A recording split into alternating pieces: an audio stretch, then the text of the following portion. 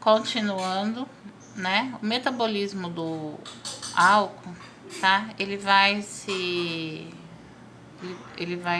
degradado no fígado, tá? Para depois ser excretado nos rins, tá? E nos rins, vocês lembram que eu falaram que ele aumenta a diurese, tá? Porque não deixa absorver muita água nos néfrons, tá? Então a pessoa pode ficar desidratada, tá? Os metabólicos é o acetaldeído, né? Esterificação com ácidos graxos teciduais, e o produto final é o ácido acético, tá? Que ele é eliminado pelos rins, porém é metabolizado no fígado, ok? Peraí. O tratamento do álcool, o que a gente mais usa, tá? É o disulfiram, que ele é o inibidor da aldeído desidrogenase, tá? Aumenta as concentrações sanguíneas de acetaldeído, seguido por reação intensa, com rubor, taquicardia, hiperventilação, pânico e angústia. O disulfiram é o antietanol, tá? 250 miligramas.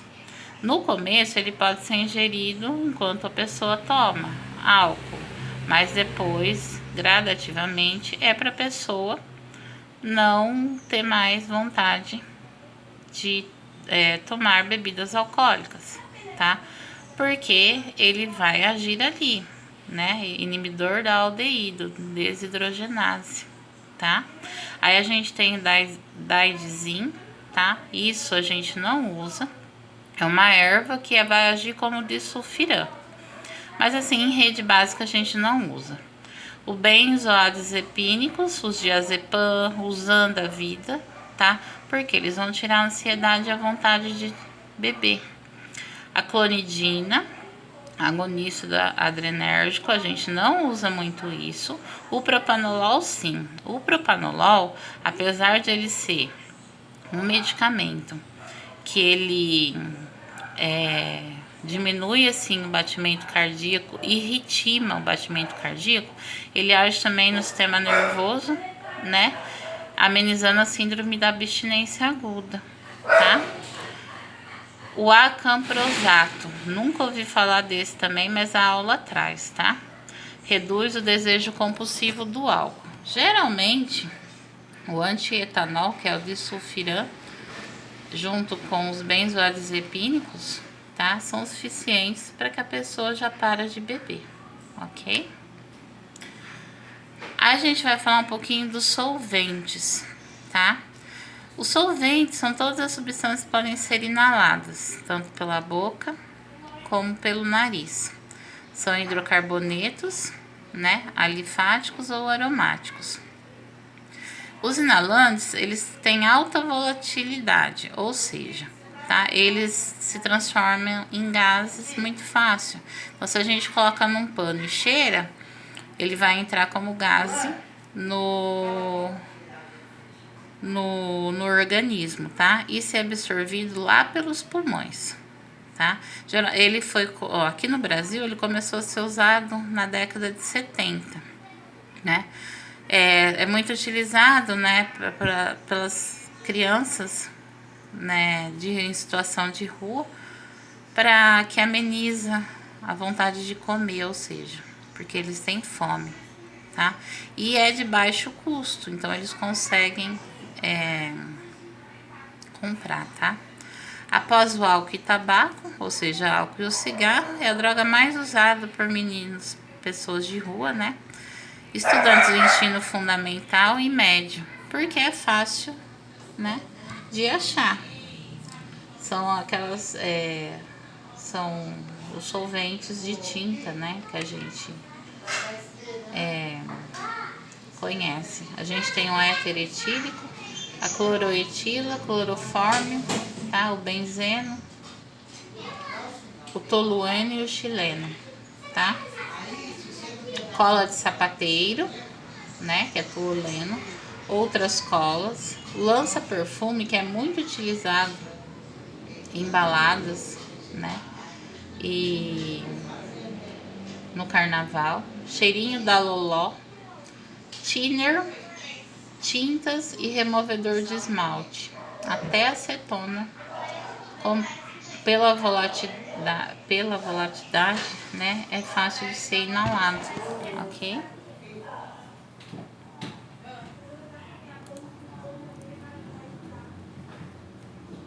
As substâncias químicas, né? Aqui tem os solventes mais utilizados, tá? Nessa tabelinha, aí vocês dão uma olhada na aula que eu mandei. O mecanismo de ação dele, tá?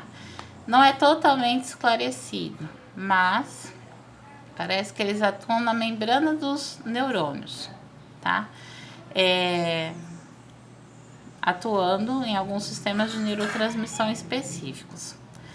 Eles são estimulantes do sistema de neurotransmissão dopaminérgico e noradrenérgico, enquanto a fase depressora seria resultado da ação dos sistemas GABAérgico e glutamatérgico, ou seja, da fase eufórica, seguido da fase depressora, como toda droga, né? Os efeitos no sistema nervoso central vão, na primeira fase, excitação, que é desejada, a pessoa fica eufórica. Depois vem depressão central com início de alucinações. A pessoa começa a ter alucinações. Eu não sei onde que eles vê graça nisso, mas tudo bem. Terceira fase, aprofundamento da depressão com redução do estado de alerta, incoordenação motora e alucinações visíveis. Depois da euforia vem isso, tá? A pessoa não consegue uma coordenação motora adequada e tem alucinações. Não vejo graça nisso também. Na quarta fase, depressão tardia, podendo chegar à inconsciência, convulsões e morte. É o que a gente pega nos hospitais, um atendimento pré-hospitalar, tá? A pessoa pode estar convulsionando e depois dessas convulsões, que não é uma convulsão normal, né, de uma paciente já que tem convulsões por patologia, ele pode ficar inerte e morrer, tá? Porque eles colocam um produto em saco plástico e ficam inalando. Efeitos cardiorrespiratórios, depressão, broncoespasmo, pneumonite, química e maior reatividade cardíaca à adrenalina. Então dá taquiarritmias, podendo levar à morte. Por quê? Uma taquicardia, né? Coração às vezes dá tilt elétrico e ele para, tá? Uso crônico dos efeitos no sistema nervoso central pode causar destruição de lesões irreversíveis no cérebro, tá? Aí fica apático, não tem vontade de fazer nada, dificuldade de concentração e déficit de memória, né? Ou seja, ele fica burro e lento, tá? Essas são as expressões. Lesões na medula óssea, hepáticas e renais, tá? Ou seja, na medula vai mexer com as células vermelhas e brancas. As células hepáticas são dos fígado e as renais dos rins, tá? Lesões em nervos periféricos, andar de pato. Os nervos periféricos, eles são responsáveis pela movimentação dos membros inferiores e superiores, né? Então, se lesionar, a gente fica meio bobo, né? Dependência, porque, né, ele se liga aos neurotransmissores e tudo que se liga aos neurotransmissores pode levar à dependência, só que a crise de abstinência não é tão intensa, tá? A tolerância de 1 a 2 meses, menos intensa do que com outras drogas, ou seja, vai de 1 a 2 meses para levar ao vício. Aí a tolerância, ou seja, usar cada vez mais. O tratamento nas intoxicações agudas graves é na emergência médica de rotina. Aí tem as medicações lá, antagonistas, né? Para tirar o paciente dessa intoxicação aguda.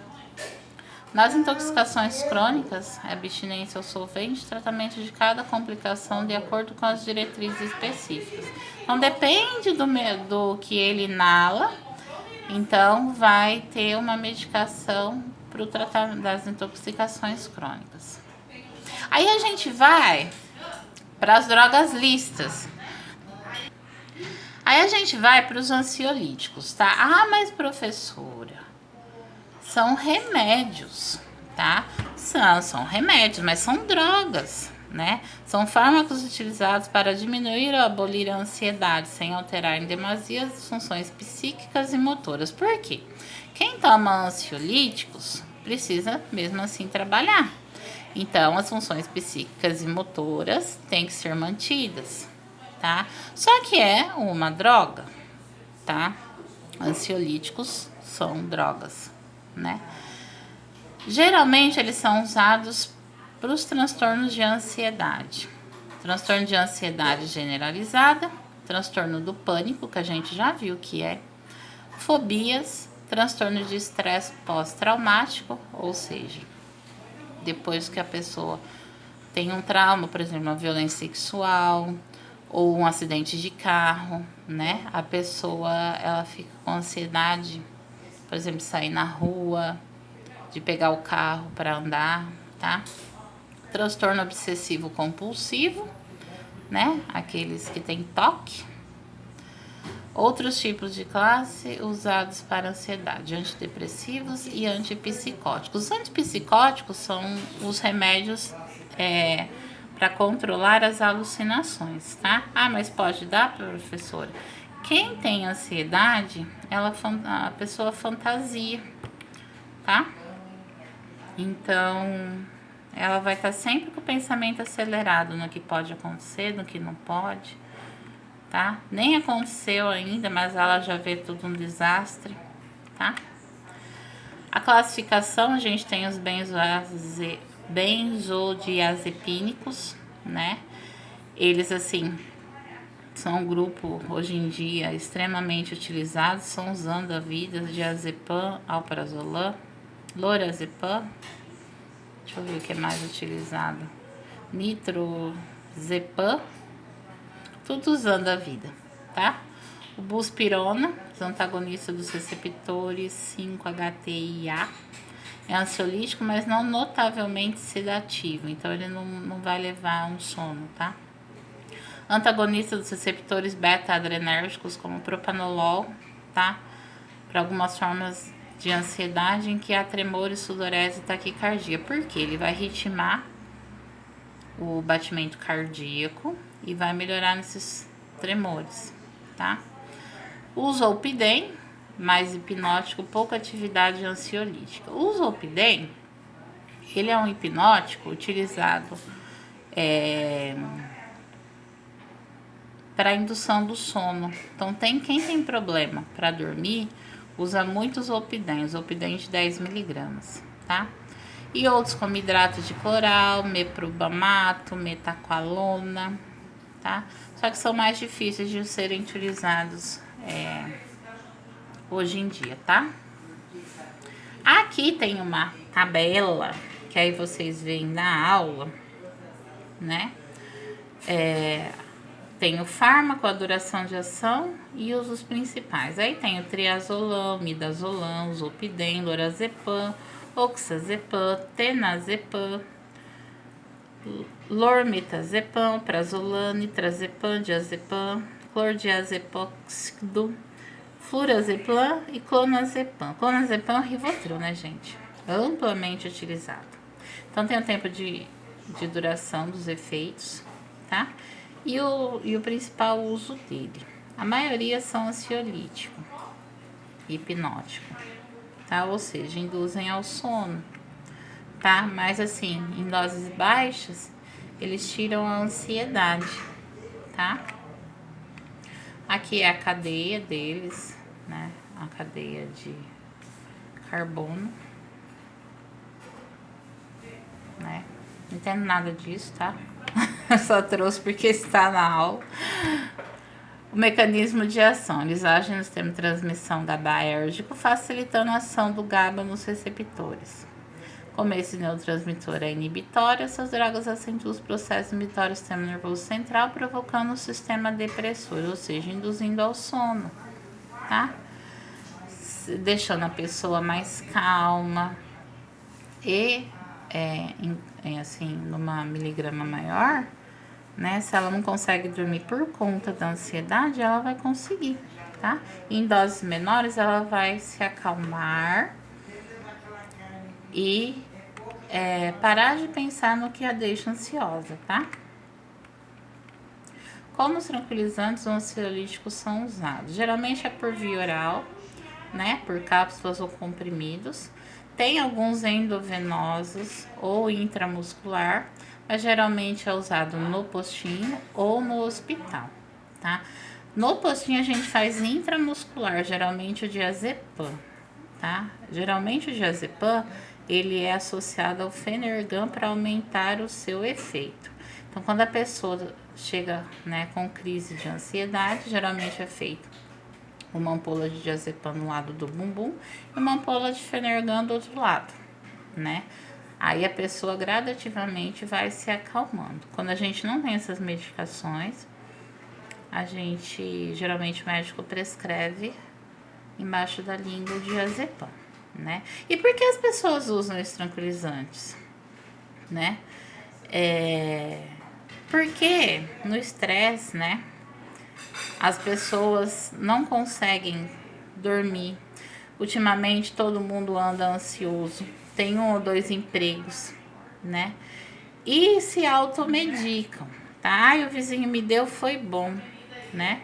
Isso a gente escuta muito lá no postinho, né? Então eles se automedicam e conseguem receitas médicas, tá? Porém, esses remédios é para quem realmente tem ansiedade, porque eles levam a uma dependência, tá? Depois tem o desmame, né? Aí fica difícil. Aí o que a gente vê, na verdade, são os pacientes que ficam muito dependentes desses medicamentos, tá?